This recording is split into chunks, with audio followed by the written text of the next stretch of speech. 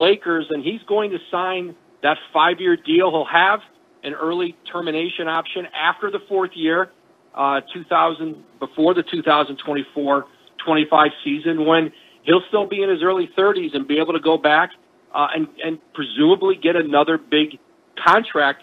So now he has one more year on his deal than LeBron James, who signed an extension yesterday. But now Anthony Davis and LeBron James both locked in long-term as the Lakers pursue more titles in L.A. That is a problem for the rest of the Western Conference, and let's be honest, really, for the rest of the NBA. That's Adrian Wojnarowski with the very latest. Keep it with us on SportsCenter. On SportsCenter, All-NBA forward Anthony Davis is finalizing a 5-year, $190 million maximum contract to stay with the Los Angeles Lakers.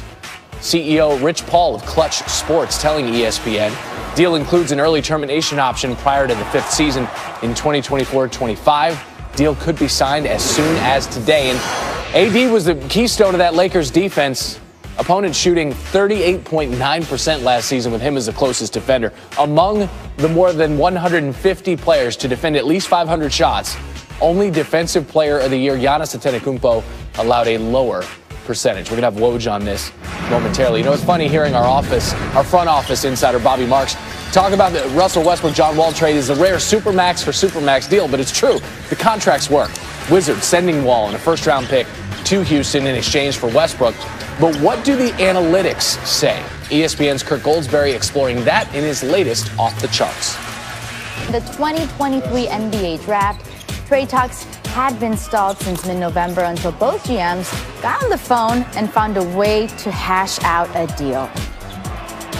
Let's talk about the backstory and how we got here with our insider, Brian Windhorst. Wendy, it was clear the Westbrook experiment in Houston didn't go as planned, but why did both teams make this deal now? Yeah, I know that this is a trade of all-star point guards making $40 million a year, and you tend to focus on those players. But this trade is really about the other stars on these teams. This is about Bradley Beal and about James Harden. This is the Wizards trying to move on from a relationship that had gotten a little bit rocky. And look, the Wizards want to try to make the playoffs this year because they do not want Bradley Beal asking out, and they feel that this trade will improve them because John Wall's been out with injuries so much. And in Houston, while I do not believe that this is going to save the Harden relationship, the Westbrook-Harden marriage had failed. And this is an attempt to try to keep things together as they try to start the season with James Harden on the roster. So very much about holding on to the other stars as as much as the guys who got traded. Now, you mentioned Wall and the injuries. He hasn't played the last 2 years as he's rehabbed his Achilles.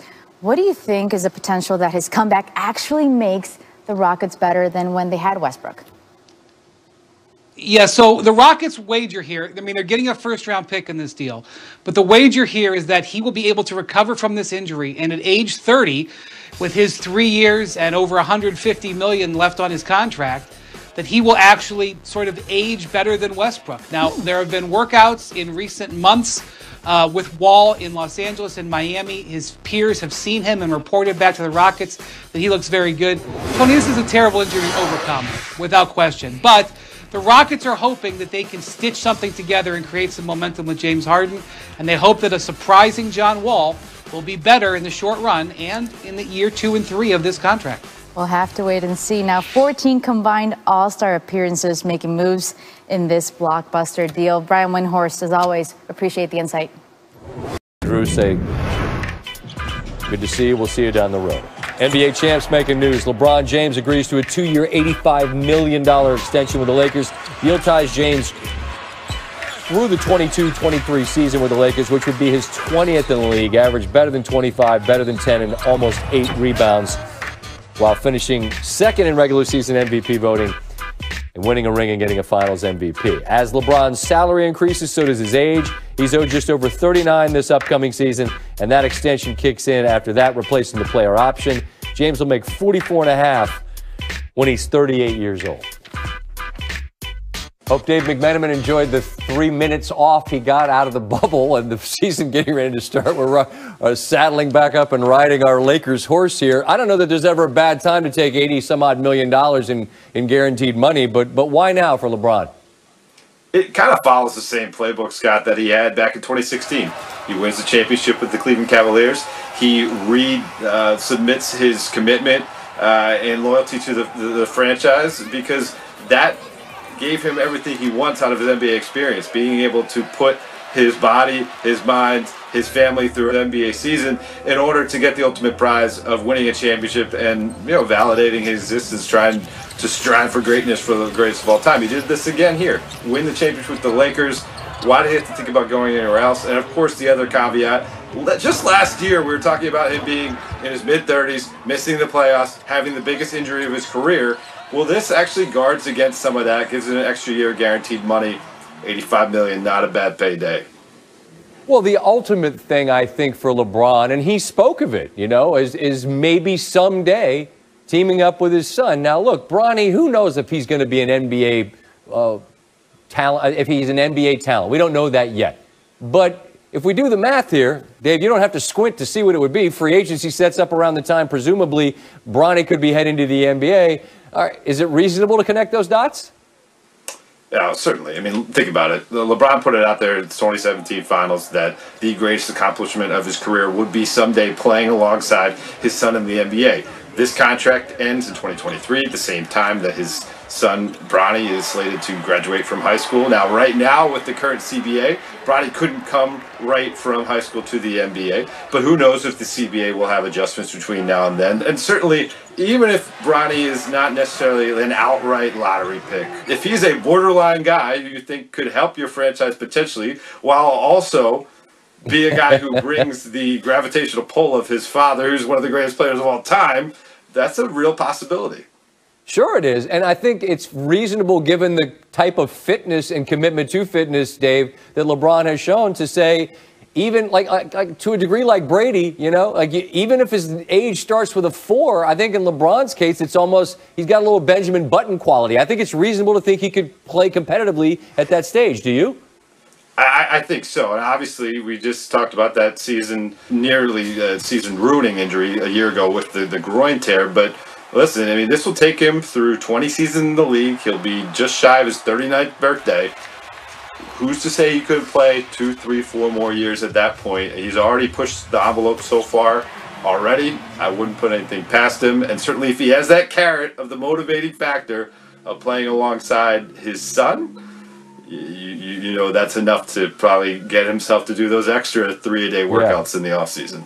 Man, that's a hell of a lot of pressure on a young man named after his dad to be just good enough. You don't have to be as good as your dad. You just got to be good enough to play in the same league as him. We'll see if he's able to fulfill that promise, Dave. As always, appreciate the time. Be good, man. Texas against Carolina. Major trade in the NBA. Quite a headline anyway. Rockets have agreed to trade Russell Westbrook to Washington for John Wall and a protected first in 2023. Wall hasn't played since the day after Christmas of 2018 and has 3 years and more than $132 million left on his contract.